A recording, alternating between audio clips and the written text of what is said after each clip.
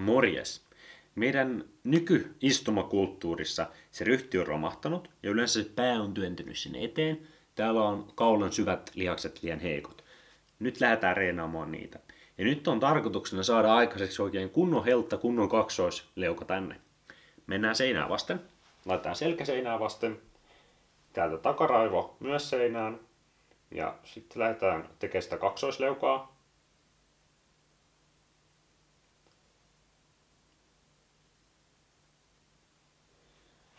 Pidetään se pää siellä seinässä, vedetään sitä leukaa taaksepäin oikein niin, että täältä kaulan lihakset kunnolla aktivoituu.